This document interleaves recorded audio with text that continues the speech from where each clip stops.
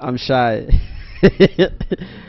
Wow, wow, wow. Allahu Akbar. Akbar. Thunder is me now. They all bow. Aisha Michael. Calm down. And one musician, I get my knees all around time. Animal gentle. From your shine, the gentleman on the highway. Tarigi.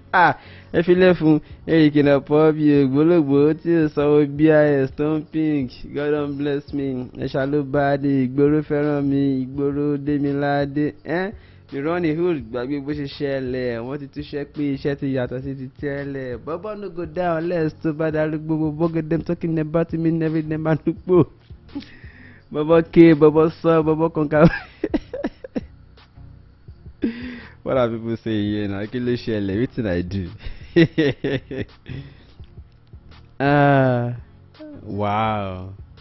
Wow, different strokes for different folks. Some guys are saying, oh, we love the dread. Some are saying, oh, this is better. What do you think? Well, quickly straight into the story. Why did I make the dread in the first place? And why am I now deciding to chop it off? Let me know what your feel is, what your opinion is. Got this dread off now. So let's hear what you feel about it. Well, the reason I made the dread is that from time I've always been this homeboy that, but somehow I found myself having to struggle with what the society has got to say about different kind of when you're angry.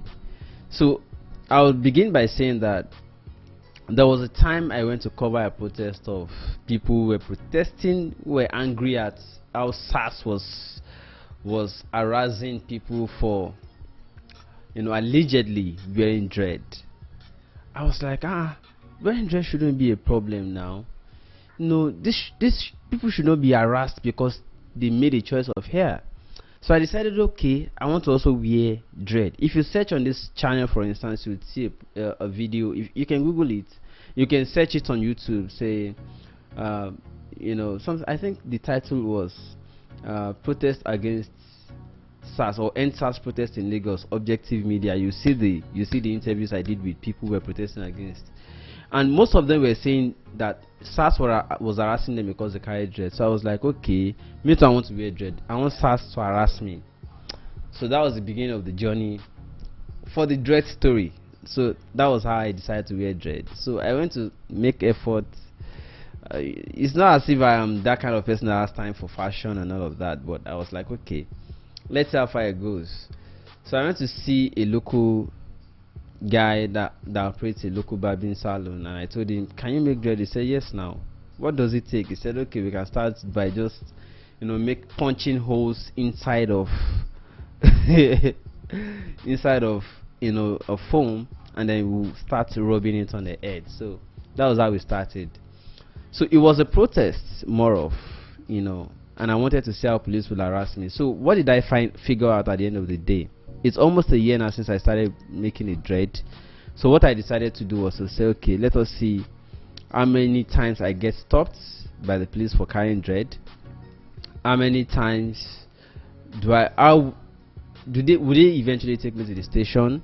Would they charge me for the crime of, if it is a crime, wearing dread? What did I discover? Many times when police stop me, they just look at me and they say, gentleman, good afternoon. I say, good afternoon.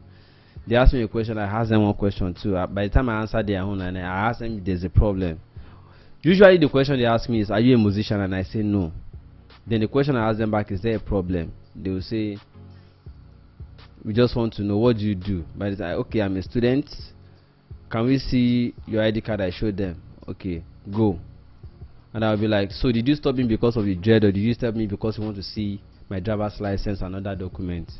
They'll be like, okay, go. So many times I try to, they don't sustain conversation with me. So I don't understand, why do people claim police harass them because of dread? There was an instance where I told the police officer who stopped me that, come, I know you stopped me because of this dread. If it is a crime, please let us go to the station. I cannot be transacting with you on the road. Can we go to the station and I'll feel safer? I'm not feeling safe on the road. They'll just be like, oh God, just they go. and I'll be going. Then the last time I got stopped by police for dread was the time some of you saw me at that I went to visit a celestial church on Easter Sunday. So I got stopped while I was approaching Songo Bridge. Alright.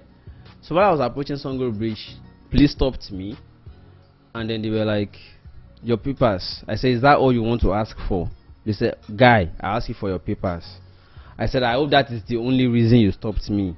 I gave him the papers. The next thing, then by the time he checked the papers, he handed them back to me, and then he asked the question, so what do you do? I said, Shebi, I ask you whether that was why you stopped me or not. You are now asking me what I do.